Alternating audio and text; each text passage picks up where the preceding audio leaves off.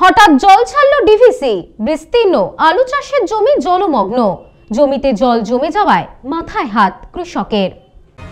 ডিভিসির ছাড়া জলে প্লাবিত আলুর জমি, ব্যাপক ক্ষতির মুখে আলু চাষিরা।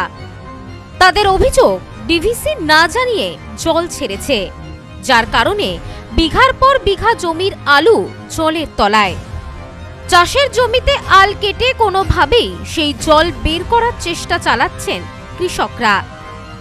পোলবা ব্লকের মহানাদ গ্রাম পঞ্চায়েতের চাষিরা মাসখানেক আগেই আলু চাষ করেছেন। আলু গাছের বয়স সবে মাত্র 1 মাস হয়েছে। আলুর ফলন ধরা শুরু হয়েছে। এমন সময় হঠাৎই শুক্রবার রাতে ডিভিসির ছাড়া জলে ডুবেছে বিস্তীর্ণ এলাকার চাষের জমি। এভাবে গাছ ডুবে থাকলে পচে যাওয়ার সম্ভাবনা প্রবল। এই প্রসঙ্গে আলু চাষিরা জানিয়েছেন, রাত থেকে ডিভিসির জল আলুর জমিতে ঢুকতে শুরু করে। শনিবার সকালে তারা দেখেন তাদের বেশিরভাগ জমি জলের তলায়। আমার 4 বিঘে চাষ, তার মধ্যে 3 বিঘে জলে ডুবে গেছে। আর সমবায় থেকে লোন নিয়ে চাষ করা, তা কী করি লোন শোধ করব? জলে সব ভেসে গেছে, মাথায় হাত। কী করি সংসার চলবে? সরকার থেকে যদি কিছু পাওয়া যায় তাহলে ভালোই হয়। অনেকেই সমবায় থেকে ঋণ নিয়ে চাষ করেছেন। এবার আলু চাষ কিছুটা দেরি হয়েছে। বীজ সারের দাম বেশি থাকায় চাষের খরচ বেড়েছে অনেকটাই।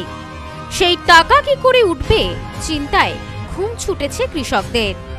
তারা চাইছেন আলু চাষের ক্ষতির পরিমাণ যাচাই করে সাহায্য করুক সরকার।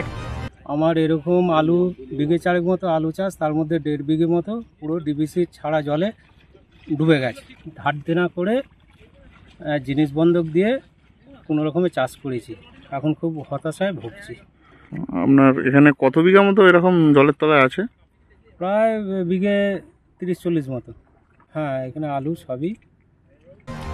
বোরো ধান চাষের জন্য ডিভিসি জল দেয়, সেই জল না জানিয়ে ছাড়া হয়েছে বলে অভিযোগ। আর সেই ডিভিসির জল খাল দিয়ে ঢুকে পড়েছে আলুর জমিতে। জল আটকাতে বাধা দেওয়ার সময়টুকুও পাননি কৃষকরা। মহানাদ গ্রাম পঞ্চায়েতের প্রধান শুভেন্দু দাস বলেছেন, কৃষকরা এসে তাকে জানিয়েছেন। তারপর তিনি গিয়ে জমিতে কি পরিস্থিতি তা দেখেছেন। ডিভিসির বাঁধ ভেঙে জল জমিতে ঢুকেছে। কয়েকশো বিঘে আলুর জমি জলের তলায় চলে গিয়েছে। ঋণ করে কৃষকরা আলু চাষ করেছিলেন। ডিভিসি কিছু না জানিয়ে জল ছেড়েছে। ফলে আলু চাষের সঙ্গে যুক্ত কৃষকরা ব্যাপক ক্ষতির মুখে পড়েছেন। তিনি বিষয়টি বিডিওকে জানিয়েছেন। ক্ষতিগ্রস্ত কৃষকরা যাতে উপযুক্ত ক্ষতিপূরণ পান তার যথাযথ ব্যবস্থা করার অনুরোধ জানিয়েছেন। ওখানে গ্রামের চাষিরা আমাদের কাছে এসেছিল। আসা মাত্র আমি শুনেই কত সঙ্গে সঙ্গে ওখানে চলে গেছিলাম মেক্সার মৌজাতে। তা 30-40 বিঘা নয়, কিছু আলু গাছ তো বড় হয়েছে, তা সেখানে তার ভিতরে জলগুলো দেখা যাচ্ছে না। কয়েকশো বিঘে জমি জলের তলায় আছে। এই বাজারের যে অবস্থা, চাষিরা বীজ কিনছে, সার কিনছে, ধারে আলুটা রেডি করে বেচে তার দেনাটা মেটাবে। হঠাৎ ডিভিসি সেখানে জল ছেড়ে দিল, পুরো জমিতে জলময় হয়ে আছে। একটা আলু আর বাঁচবে না। চাষিদের বিশাল একটা ক্ষতি হয়ে যাবে। আমি বিডিও সাহেবকেও জানিয়েছি, এডিও ম্যাডামকেও জানিয়েছি, তার উপরে কথা বলছেন। আশা করি চাষিরা যেন এর সমস্ত ক্ষতিপূরণ পায়, এটাই আমার অনুরোধ।